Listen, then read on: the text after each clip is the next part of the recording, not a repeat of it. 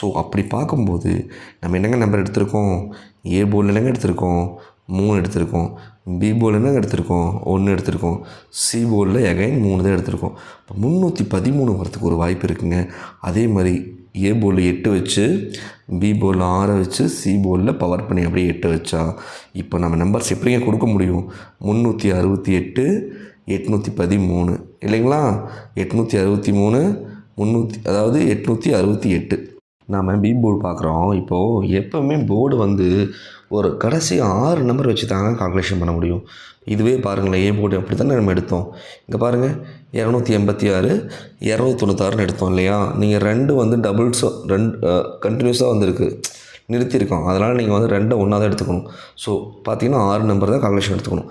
அதே மாதிரி நாம் இப்போ இதுலேயுமே பார்த்தீங்கன்னா 6 நம்பர் தான் நம்ம எடுக்கணும். இப்போ நான் வைக்கிறேன் பாருங்கள். இப்போது இந்த ப்ளூ பாக்ஸ் வச்சுருக்கேன் இல்லையா? இப்போ இதை கவனிங்க.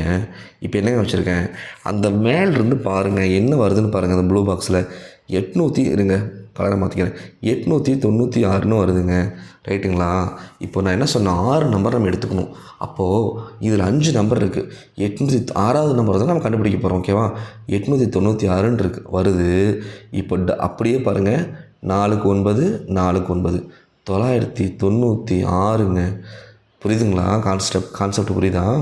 896 996ன்னு வச்சுருவாங்க. இப்படி ஒரு சான்ஸ் இருக்குங்க. ஓகேங்களா? இந்த மாதிரி தான் வரும்.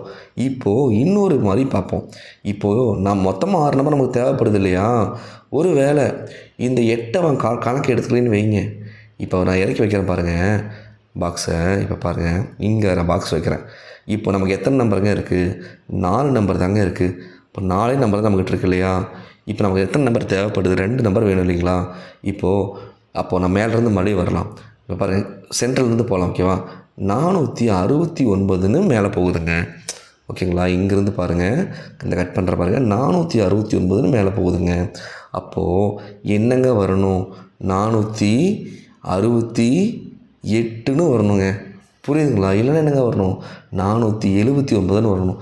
ஏன்னா இந்த டபுள்ஸ் வைக்கிறப்ப பார்த்தீங்கன்னா, ஓகேவா, இப்போ டபுள்ஸ் வைக்கிறப்போ அடுத்த நம்பரை அப்படியே கொண்டு வரதுக்கு சான்ஸ் அதிகங்க. ஒரு நம்பரை நிறுத்துகிறப்போ அடுத்த அதுக்கு மேலே இருக்கிற நம்பரை அப்படியே வைக்கிற சான்ஸ் அதிகம். இப்போ பாருங்கள் 469ன்னு மேலே போகுது. நாம் 468ன்னு அடிப்பாங்க.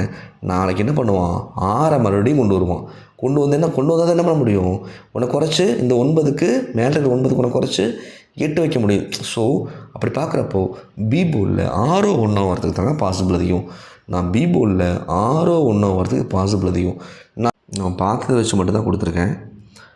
133 183 968 709 853 இதெல்லாம் கொஞ்சம் இம்பார்ட்டண்ட்டு. ஏபிபிசிஎஸ்சியில் 63 36 86 இது இம்பார்ட்டண்ட்டுங்க. கொஞ்சம் மெம்பர்ஷிப்பில் ஜாயின் பண்ணி சப்போர்ட் பண்ணுங்கள். மெம்பர்ஷிப்பில் நிறைய பெனிஃபிட்ஸ் இருக்குது. நாங்கள் வந்து ப்ராப்பராக ரெடி பண்ணிகிட்ருக்கோம். மெம்பர்ஷிப்புக்கு வந்து ப்ராப்பராக எல்லாம் பண்ணுறதுக்கு அரேஞ்ச் பண்ணிகிட்ருக்கோம். ஸோ மெம்பர்ஷிப்பில் ஜாயின் பண்ணுங்கள். இம்பார்ட்டன்ஸ் நம்பர்ஸ்லேருந்து எல்லாமே தரத்துக்கு எல்லாமே ஷெடியூல் போட்டு வச்சுருக்கோம். ஸோ ஜாயின் பண்ணி ஹெல்ப் பண்ணுங்கள். அதே மாதிரி ஏபிசியில் வந்து ஏ போர்டில் வந்து 3 8, பி போர்டில் 1 6, சி போர்டில் 3 8 கொடுத்துருக்கேன்.